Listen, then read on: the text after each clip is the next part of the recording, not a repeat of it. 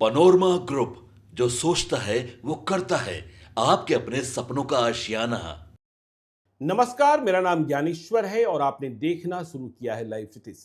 आज मैं और अजीत द्विवेदी जी दोनों पटना में हूँ, लाइव सिटीज के कार्यालय में हूँ। और आज हम बिहार की चर्चा पटना से ही करेंगे, दोनों मिलकर। बिल्कुल। अजीत जी, राहुल गांधी की यात्रा का आज ब्रेक डे है। राहुल गांधी दिल्ली गए हैं। इसके पहले वह सीमांचल में थे। और जब हम बिहार के परिदृश्य को देखते हैं, इंडिया ब्लॉक की मजबूती को देखते हैं, तो सबसे ज्यादा उम्मीदें शाहबाद से होती है। 2020 के नतीजे इसके परिणाम हैं।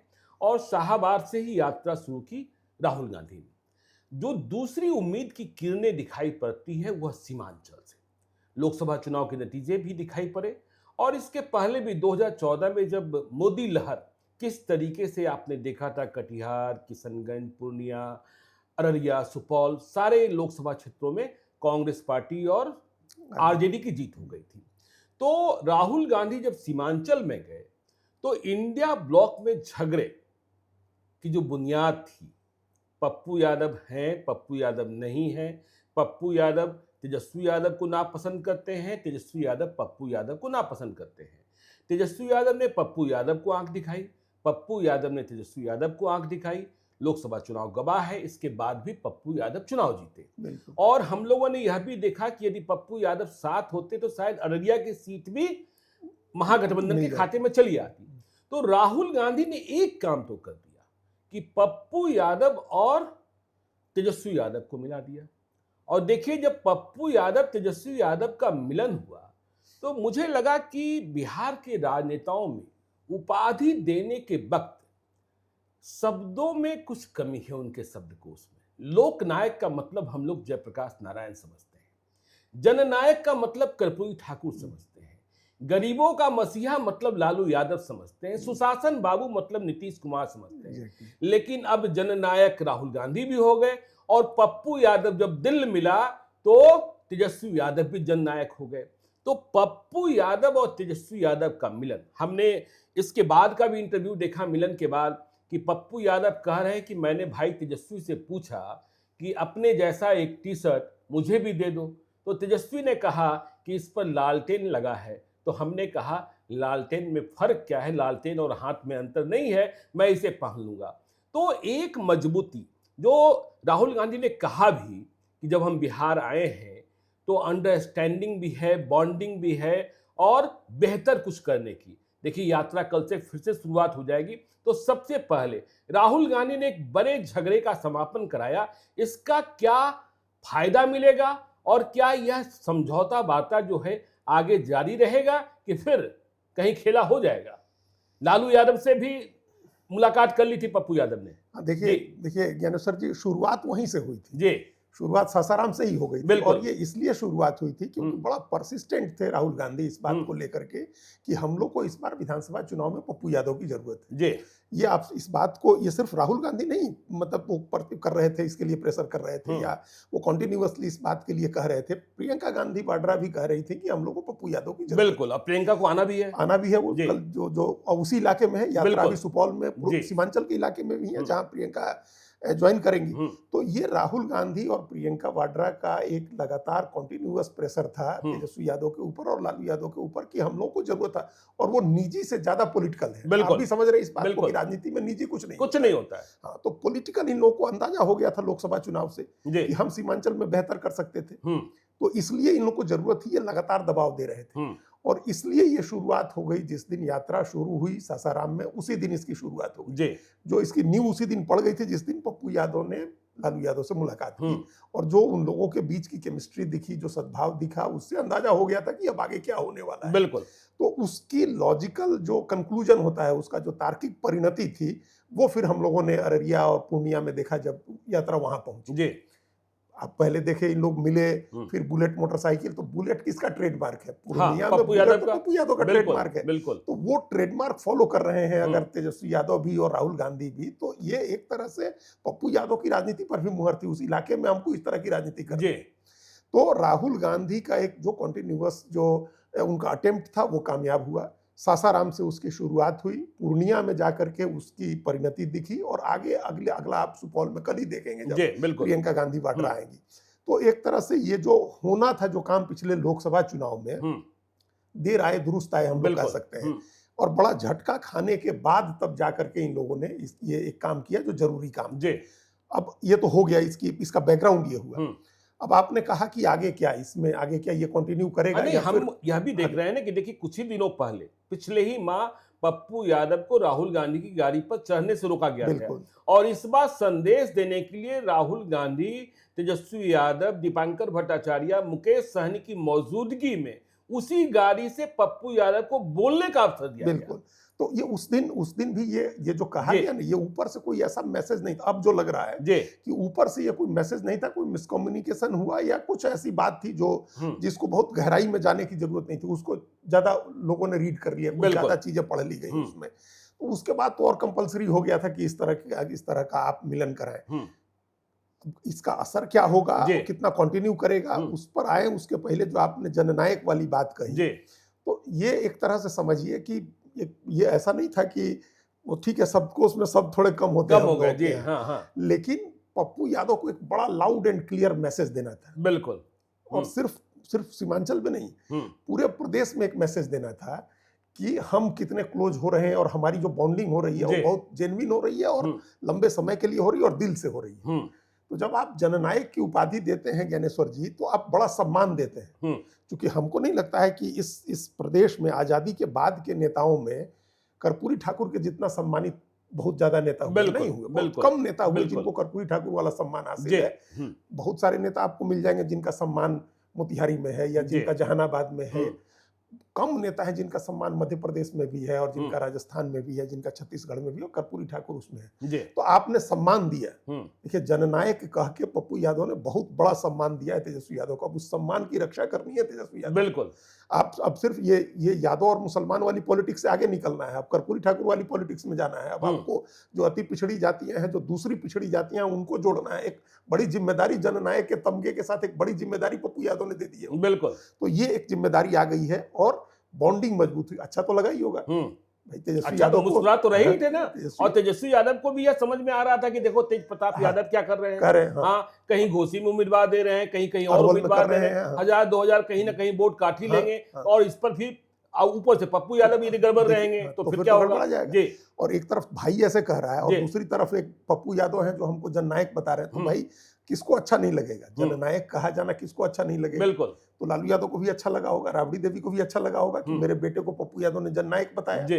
अब आप मुकर नहीं सकते हैं ना, पप्पू यादव मुकर कैसे सकते हैं? आपने जननायक कहा है पब्लिक के। बिल्कुल बिल्कुल। तो एक बड़ी चीज हो गई। वो जमाना रहा नहीं गया कि आप कह सकते हैं कि भाई मैंने नहीं कहा था बुरा बाल साफ करो।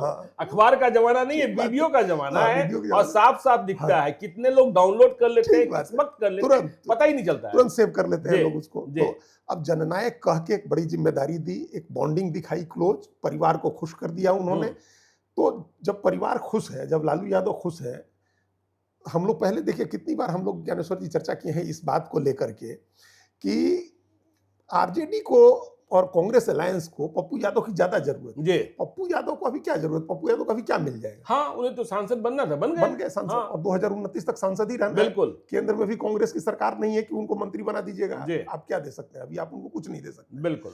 आपको जरूरत है उनसे कुछ लेना है।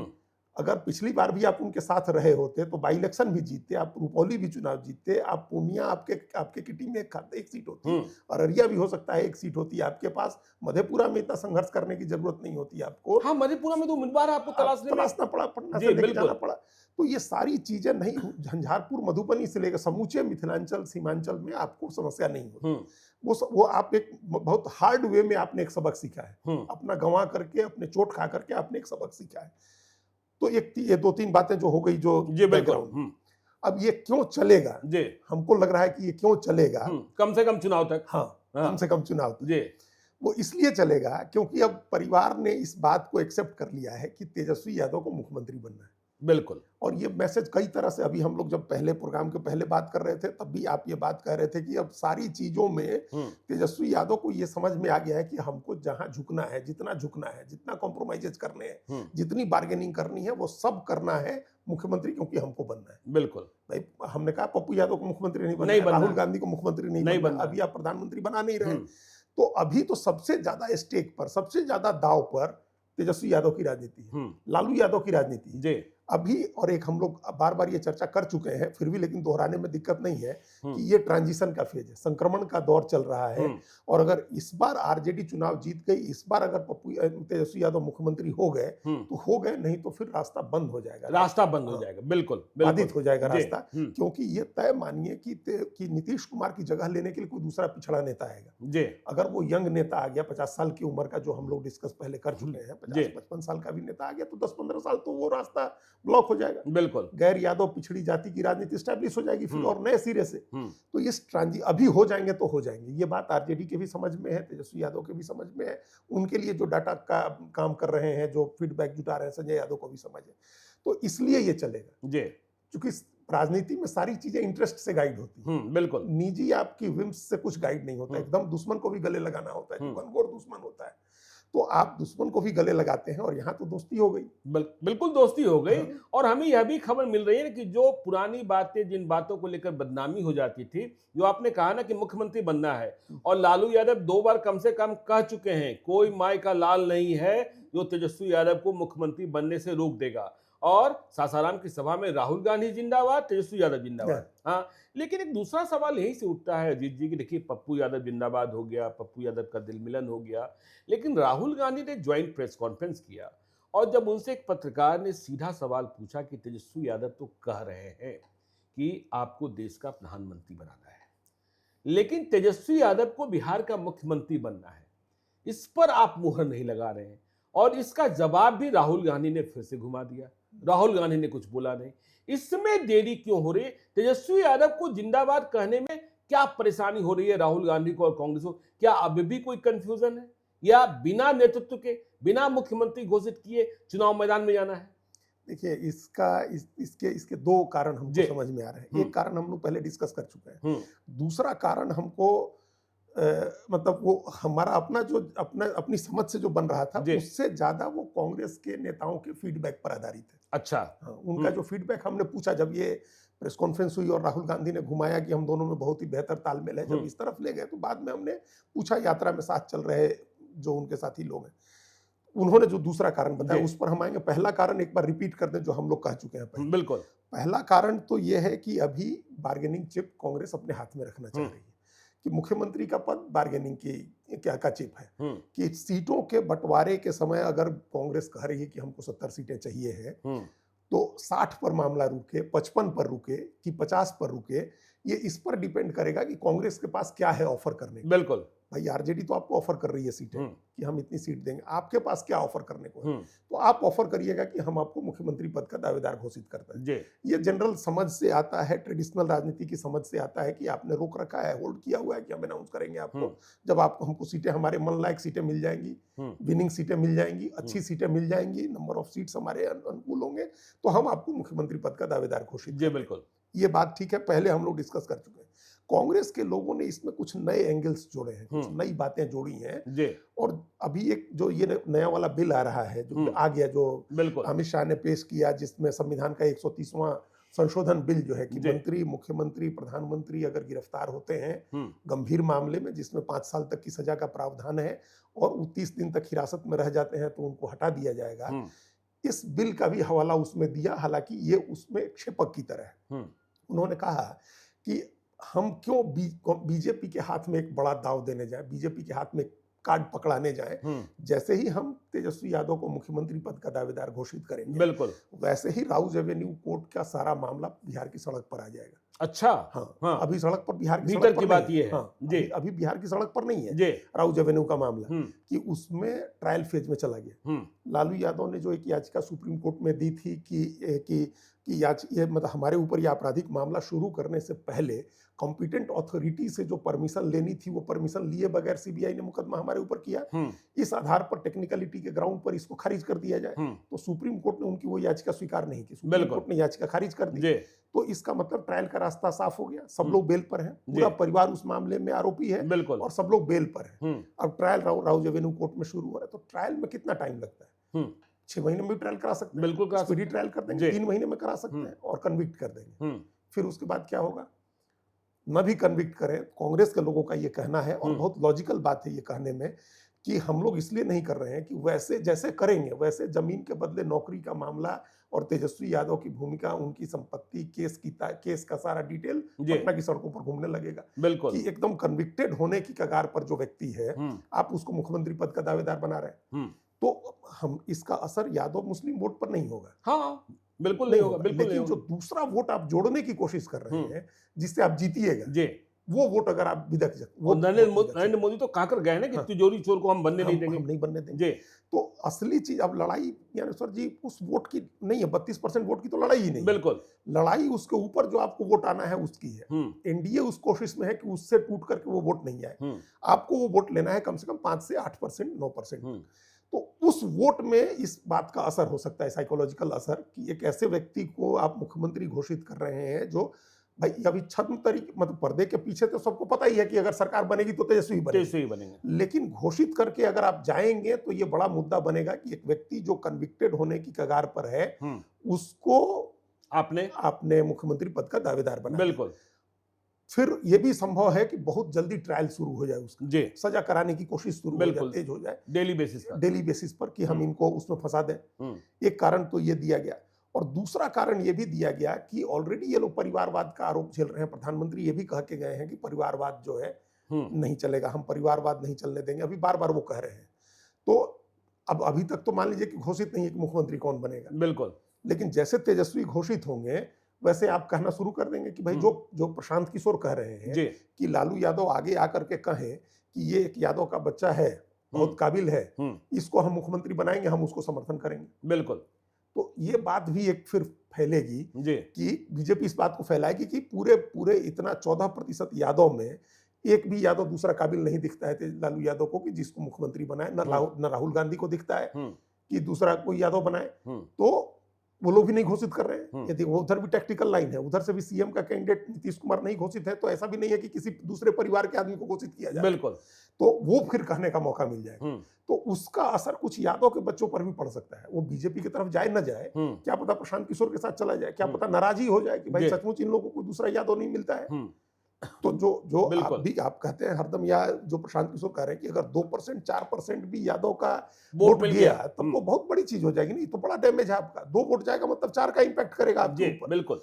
तो ये कांग्रेस समझा रही है, पता नहीं उनको समझाया है या नहीं समझाया है, लेकिन कांग्रेस के लोगों ने ये जिस दिन ये प्रेस कॉन्फ्रेंस हुई उसके बाद हमारी जो बात हुई उसमें ये 2 लॉजिक लोगों ने दिए कि एक आपराधिक मुकदमा, भ्रष्टाचार का मामला, कन्विक्टेड होने की कगार पर खड़े व्यक्ति को सीएम का कैंडिडेट घोषित करना, इस धारा में आरोपियां, देखिए पीएमएलए के केस में 7 साल की सजा होती है। बिल्कुल। और गिरफ्तारी पर 6 महीने के पहले बेल होना लगभग असंभव है। बिल्कुल।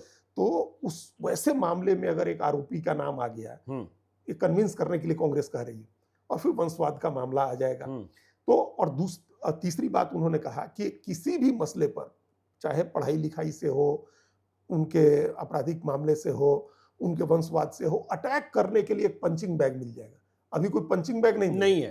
अभी एक और मसला लोग बता रहे हैं कि देखिए अब जो बिहार में इंडिया ब्लॉक महागठबंधन की स्थिति है, सिर्फ तेजस्वी यादव को ही मुख्यमंत्री घोषित नहीं करना है। मुकेश सहनी ने स्वयं को डिप्टी सीएम घोषित कर लिया है।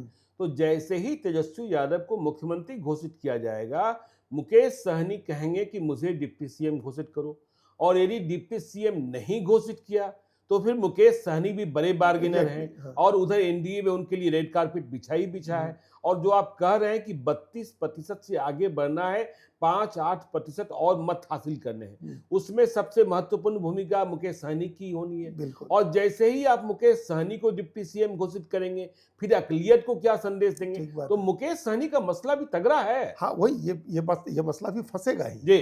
जैसे आप करेंगे, जैसे एक बात ये हो रही है कि अगर आपने तेजस्वी यादव को घोषित कर दिया तो ये आप उसके बाद इसको डिफेंड करना होगा ना कि ये सबसे काबिल है। बिल्कुल। तो सब उनकी काबिलियत प्रमाणित करनी है। जो दूसरा नैरेटिव सेट किया हुआ प्रशांत किशोर ने या नीतीश कुमार के इर्द गिर्द, उसका जवाब देना होगा, उसको काउंटर करना होगा। और उसके बाद फिर ये मसला आएगा इंडिया ब्लॉक के भीतर की पार्टियों को लेकर। जैसे हम लोग एक बार और इस पर चर्चा कर चुके हैं कि राजेश राम फिर उप मुख्यमंत्री क्यों नहीं होंगे भाई? और जिस राम बोर्ड को लेकर के आप इतने चिंतित हैं, वो क्यों नहीं होंगे? अभी भी उनके पास 19 विधायक हैं। जिस समय मुकेश सहनी के पास 1 भी विधायक नहीं। पिछली बार जब वो जीते, उनके 4 विधायक जीते थे, एक का निधन हो गया, वो सीट चली, बाकी 3 भाग के चले गए। तो आप अगर किसी भी हाल में लड़ेंगे तो बहुत अच्छा होगा, तब भी आप इतना लड़के इतनी सीटें नहीं जीत पाएंगे जितनी कांग्रेस जीतेगी। बिल्कुल भाई उस गठबंधन में तो दूसरे नंबर की पार्टी हमेशा कांग्रेस ही होगी। हाँ, और उसके बाद माले, हाँ तीसरे नंबर माले होगी जी बिल्कुल, फिर आप होंगे। तो कांग्रेस का उप मुख्यमंत्री क्यों नहीं होगा? तो ये चीज भी निपटानी होगी, ये चीज भी सॉल्व करना होगा आपको मुख्यमंत्री के साथ। और क्योंकि मल्लाह समाज में बहुत बड़ी महत्वाकांक्षा जग गई है कि मुकेश सहनी हो रहे हैं। हाँ, और उनके अंदर उन्होंने मैसेज यही कहा कि मैसेज बनवाया है जी। और ये आप जानते हैं कि आज के तारीख में जो कोई भी किसी भी दल में या किसी भी प्रदेश में कोई मूल्यों की राजनीति तो है नहीं, कोई विचारधारा की राजनीति तो है नहीं। बिल्कुल। और हर कास्ट जो किसी भी तरह से अपना एक सामाजिक पूंजी बना रही है, कोई भी जाति, सोशल कैपिटल जिसके पास है, वो उसको पॉलिटिकल कैपिटल में कन्वर्ट करना चाहता है। वो पावर स्ट्रक्चर में अपने लिए कोई जगह चाहता है ऊपर। कोई आदमी अब क्रांति करके उसमें शामिल नहीं होना चाह रही है, आजादी की लड़ाई तो है नहीं, उसको पावर में हिस्सेदारी चाहिए, पावर स्ट्रक्चर में उसको अपनी जगह चाहिए है और सत्ता में हिस्सेदारी चाहिए। ये कह के ही मुकेश सहनी नेता बने अपने समाज। बिल्कुल।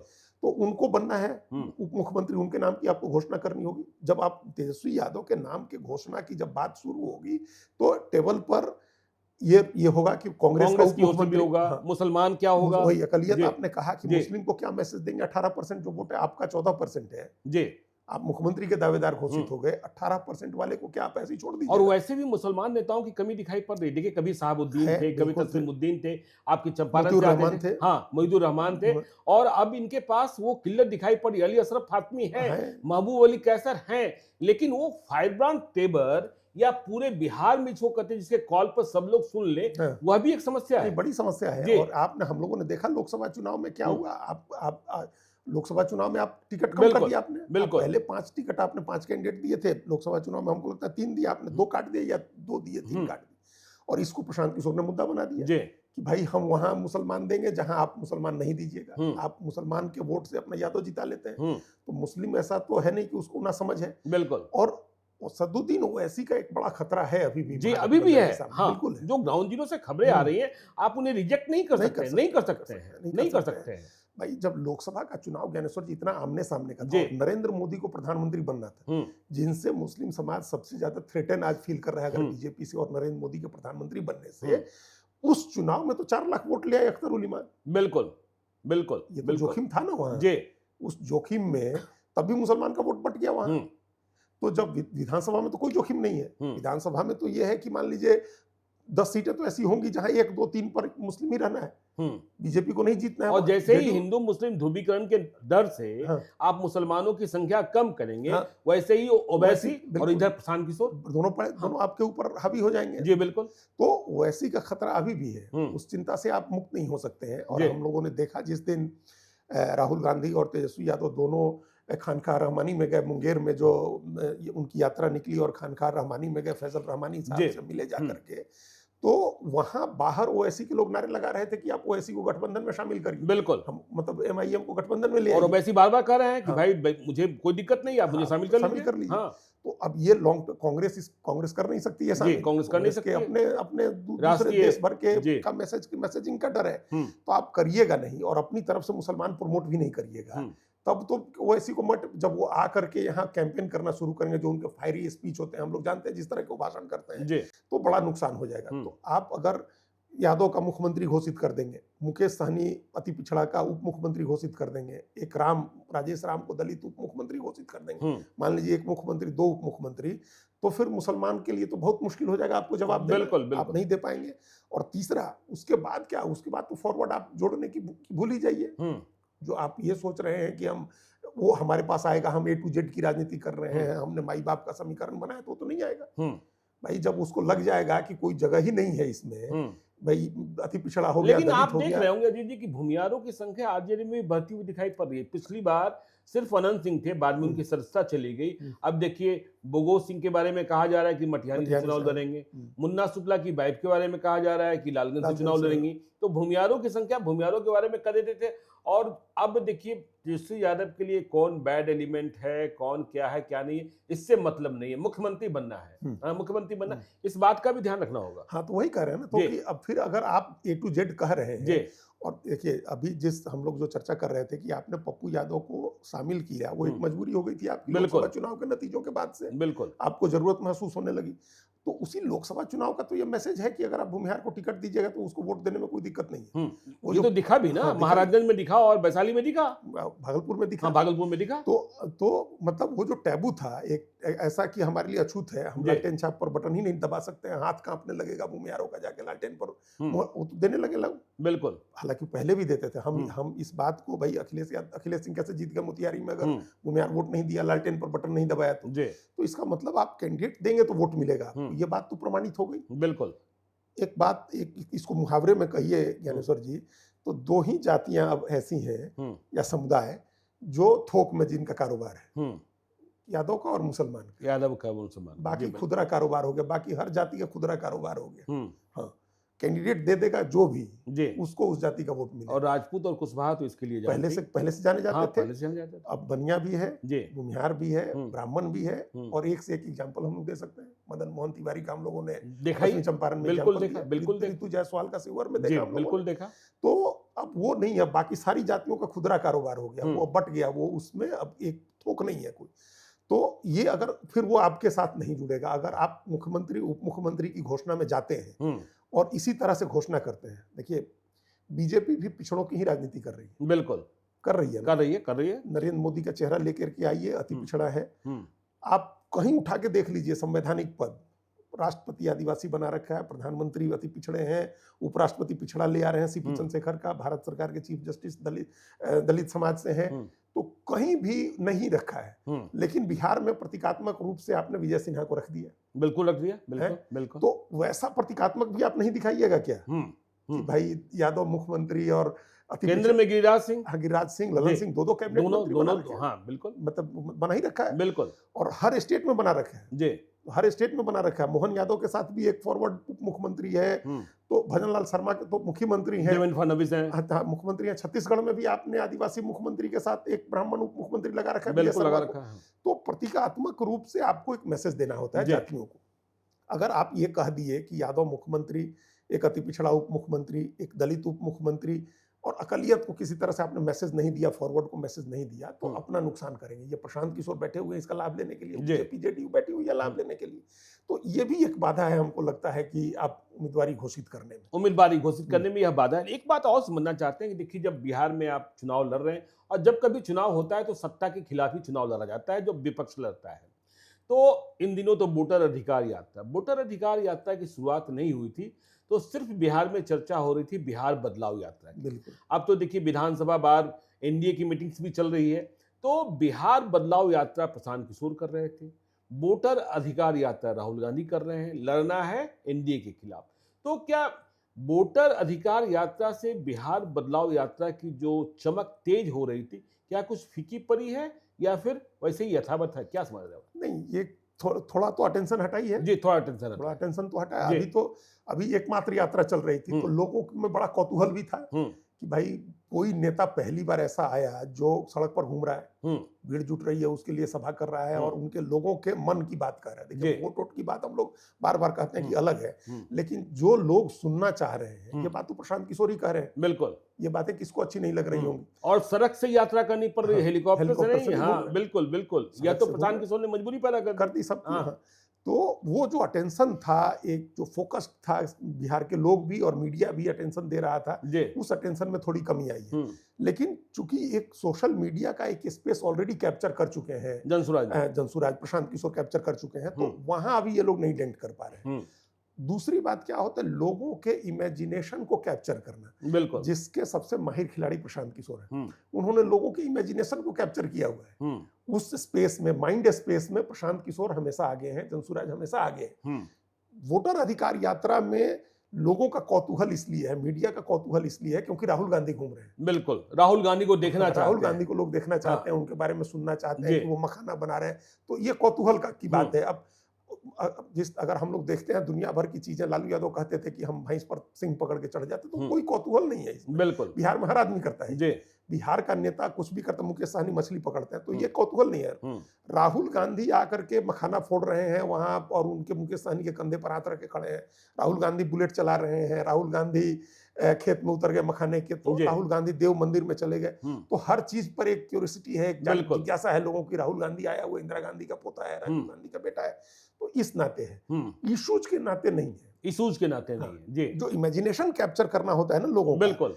भाई एसआईआर हम आप जान रहे हैं कि ये नहीं अपील करेगा हाँ, लोगों ये तो हम बार बार कर रहे हैं, आप भी बार बार कर रहे हैं कि भाई कोई भी पूछता है तो कहता है कि भाई मेरा नाम देख लो वोटर लिस्ट में, तो मेरा नाम है, इसके बाद उससे मसला खत्म, बात खत्म हो गई, बात खत्म हो गई। तो जब 7 करोड़ 24 लाख आदमी का नाम है और बाकी जिसका नहीं है उसमें भी 50-60 हजार लोगों ने अपना दावा आपत्ति जमा कर दी, और अब सुप्रीम कोर्ट ने यह भी कह दिया कि चुनाव आयोग को कि आप आधार लीजिए, सुप्रीम कोर्ट ने यह भी कह दिया कि ऑनलाइन भी लीजिए, तो फिर ऐसी खत्म हो गई हवा। बिल्कुल। उस इश्यूज की हवा तो निकल गई। तो एक तो लोगों के इमेजिनेशन में जाना, पॉपुलर डिस्कोर्स में जाना किसी इशू को लेकर के, वो अभी नहीं कर पा रही है, नहीं कर पा रहे। यात्रा में जो जिज्ञासा है वो हमने बताया दूसरे कारणों से। बिल्कुल। राहुल गांधी कुछ भी करेंगे तो जिज्ञासा होती है। ऑटोमोबाइल्स वाले के साथ चले गए, ड्राइवर के साथ जाके बैठे हुए हैं, मोची के साथ चले गए, दिल्ली यूनिवर्सिटी के स्टूडेंट्स के साथ चले गए, ट्रक ड्राइवर्स के साथ चले गए, तो उसमें लोगों को एक जिज्ञासा थोड़ी होती है कि राहुल गांधी। बिल्कुल।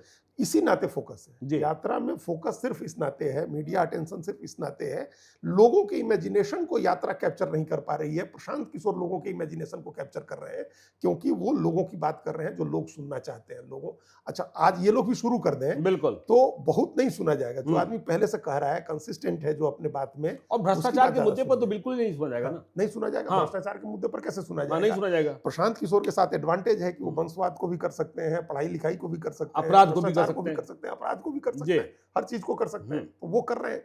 वो यात्रा एक ठीक है, इन्होंने मीडिया स्पेस मिलना शुरू हो गया है, लोगों की एक थोड़ी जिज्ञासा भी हो गई है, लेकिन ऑलरेडी ये लोग क्या लैग करते हैं, ये लोग सोशल मीडिया का जो स्पेस है उस स्पेस में भी ये लोग लैग करते हैं, बहुत नहीं, बिल्कुल बिल्कुल उस स्पेस को कैप्चर कर पाए। तो वो प्रशांत किशोर का एडवांटेज है। और इश्यूज इमेजिनेशन के हिसाब से, लोगों की कल्पना के हिसाब से, लोगों की जरूरत के हिसाब से, लोगों के मन लायक बात जो है वो कह रहे हैं, इसलिए वो अभी आगे है। चलिए, तो देखिए आगे हैं अभी वो, लेकिन तेजस्वी यादव जिंदाबाद कब होगा कांग्रेस की ओर से, कहां पेच फंसा है यह भी हमने समझाया। तेजस्वी और पप्पू तो मिल गए हैं, बिहार की राजनीति में बहुत उठापटक है, तो हम लोग चर्चा करते रहेंगे। अजीत जी आज पटना में हैं, कल दिल्ली चले जाएंगे, लेकिन हम लोग की बातचीत जारी रहेगी। और हम लोग यह भी पता करने की कोशिश कर रहे हैं कि यदि प्रशांत किशोर लोगों की इमेजिनेशन में है, वोट उनको आ रहे हैं, तो आ कहां से रहा है यह भी डिकोड करने की कोशिश कर रहे हैं। बिहार में जब घूम रहे हैं अजीत जी, तो यह भी पता किया जा रहा है। तो देखते रहिए लाइव सीरीज को। यदि अब तक आपने हमारे यूट्यूब चैनल लाइव सीरीज को सब्सक्राइब नहीं किया है तो जरूर कर लीजिएगा, और यदि इस वीडियो को फेसबुक पेज के माध्यम से देखें तो पेज को लाइक कीजिएगा। हैंडल एक्स पर भी हमें फॉलो कीजिए। धन्यवाद।